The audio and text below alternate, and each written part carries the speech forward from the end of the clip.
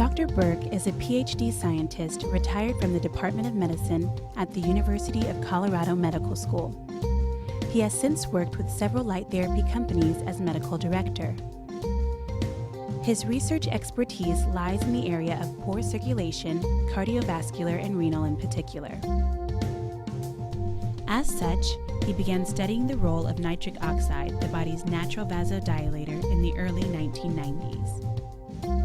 Today, he lectures nationally and internationally on the modulation of nitric oxide to reduce ischemic pain, to prevent and/or heal wounds, and to improve gait and balance, especially in senior citizens.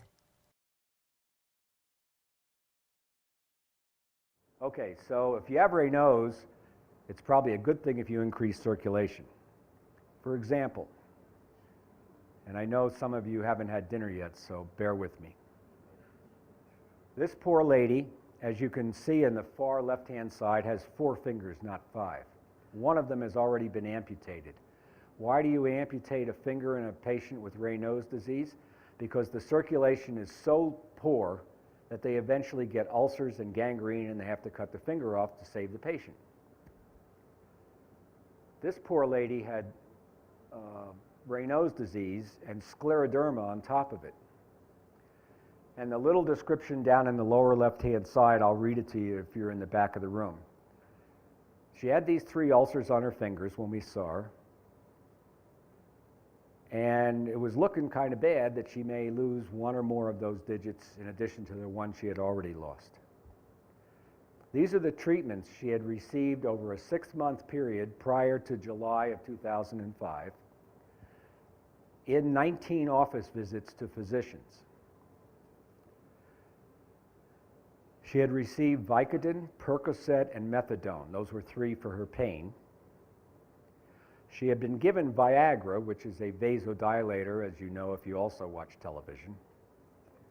The little blue pill, okay. Procardia, a cardiac vasodilator. Prednisone, which is a steroid. Remember steroids I told you decrease nitric oxide production? Well, you may get temporary pain relief, but you're not doing much for those ulcers.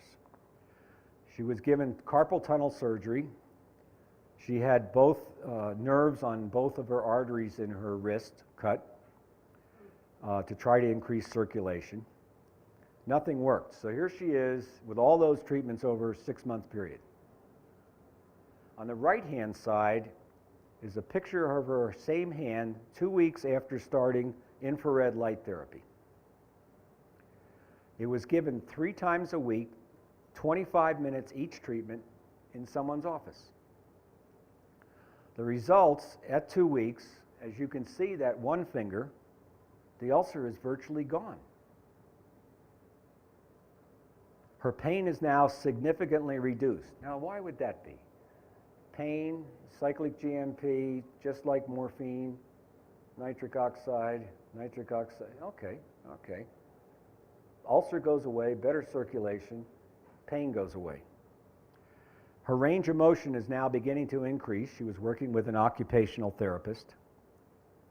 After 7 weeks, shown on the left-hand side, virtually all 3 digits have no ulcers. There's actually a tiny one still on this one finger, here on the far left-hand side. At this point, 7 weeks in, she's off all of her narcotics. She's able to button her clothes and do needlework with those fingers.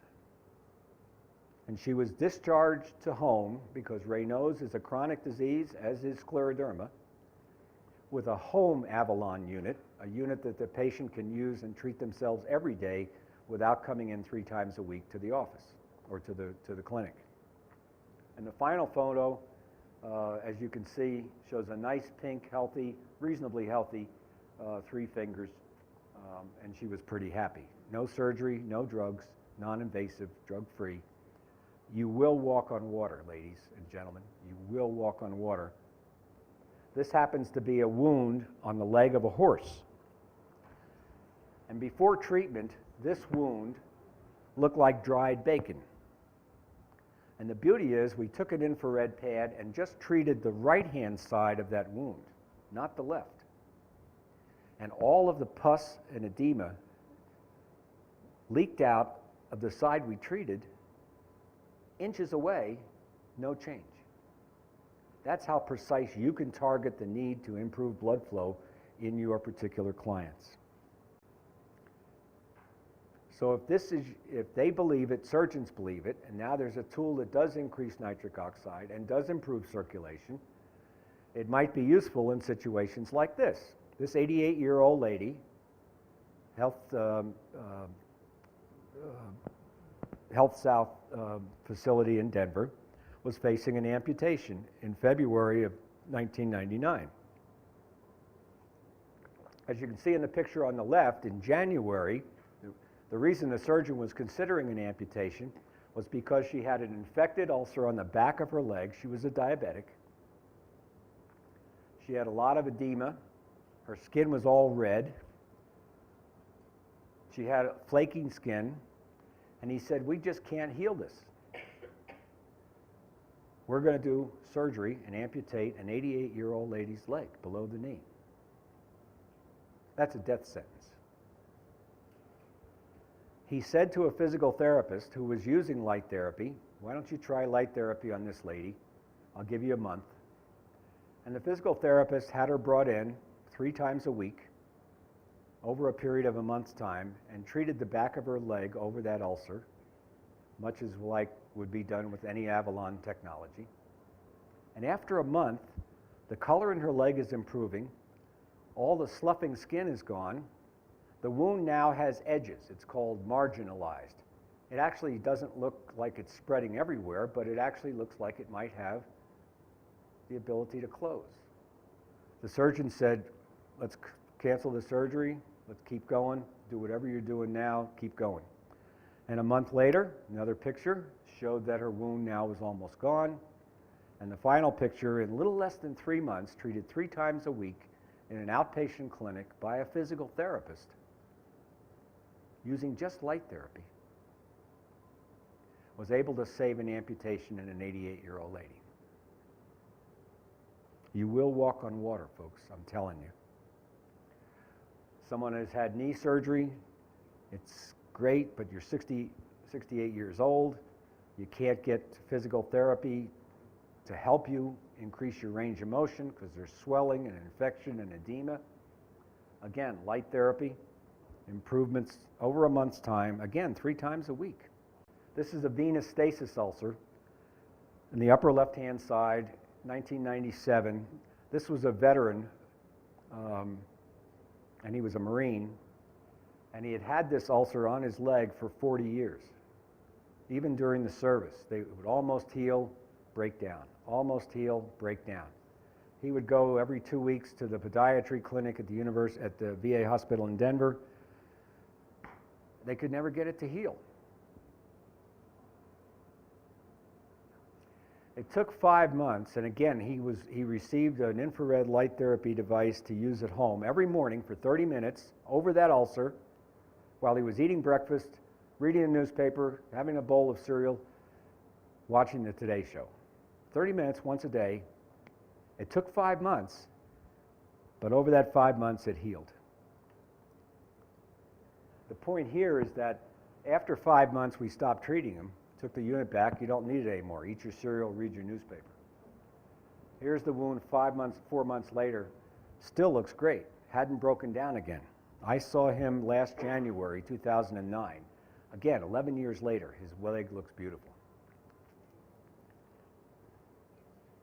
If you have peripheral artery disease and you're not taking Plavix, you may throw blood clots.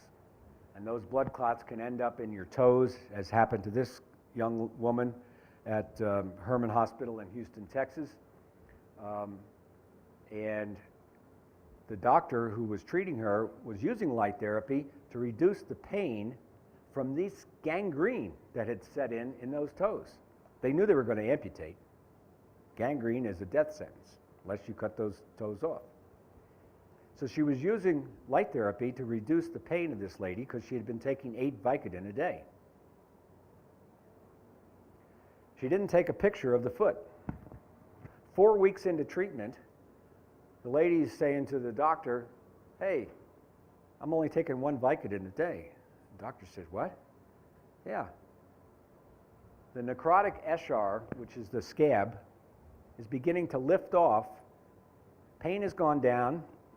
The necrotic F.I.R is beginning to lift off as the light therapy not only reduces pain, but improves circulation to what was previously gangrenous tissue. And here, 20 weeks of treatment on the far right-hand side show you that those toes were viable. This little girl, 12 years old, 1998, comes from a family that has herpes virus from generation to generation. What the immunological defense mechanism breakdown is, I don't know. But she came in one day and only one half of her face was functional, if you will. She could smile, close her eyelid, but only one half of the face did that. That's called post-herpetic Bell's palsy. She was given a light therapy device to use at home. She used it at home 20 minutes a day. 1 week later, she was better. Bell's palsy was completely gone.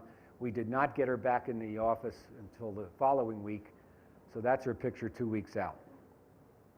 Bell's palsy in a 12-year-old girl, May, still in school. Oh, kids are awful, okay?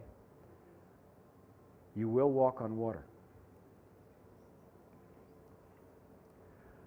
This picture was taken in 1998 of a gentleman's leg. He had a steel plate and some screws, I think you can appreciate that on the x-ray, in his leg for a previous fracture 6 years earlier. The day before this x-ray was taken, he jumped off a diving board and his leg broke in the exact same spot. And that's this little gray line. The surgeon said to him, "Son, I have no place to put metal and screws in your leg. I don't know whether we can heal this. You may get osteomyelitis. You may lose this leg. You're 25 years old. You may be 100% disabled the rest of your life." We gave him a light therapy device. He treated himself a half hour in the morning and a half hour in the afternoon, every day at home. And 6 weeks later, the second x-ray shows a callus formation right over the spot where that fracture was, non-invasively, drug-free, no surgery. We let him use the device for another 40 or so days, took it back from him, had complete healing of that bone, went on to a productive and successful life without being on disability. This is called a Jones fracture. It's a fracture in the bone at the bottom of the foot. It's extremely painful. This was incurred by a chiropractor, 35-year-old female chiropractor, and she couldn't see patients because she couldn't stand on her foot. No progress had been made by radiologists, orthopods, naturopaths, anybody in 3 months. And she came to us, we gave her a light therapy device, she put it on her foot every day, and in 3 weeks, that Jones fracture, which are notoriously hard to heal, was completely healed. This is a horse's leg. And this horse in Littleton, Colorado, was owned by a 16-year-old girl. It was a barrel racing horse. And it caught its leg in her trailer door and tried to saw it off. Horses don't like to get confined and trapped. So the leg got stuck in the door of the trailer, and he tried to cut it off or pull back. And he got a wound that went from, if you will, mid-thigh across the knee and down to the outside ankle. That's what that wound looked like. This was a study done by Dr. Charlie Vail at Littleton Large Animal Hospital using light therapy. Let me see if this will play.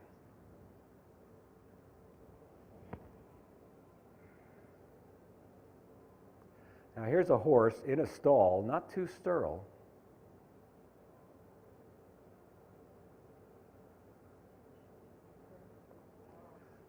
This is the scar that's left from that wound. In other words, not only did skin grow back, hair grew back as well. The horse went back to barrel racing. When I say you will walk on water, you will walk on water.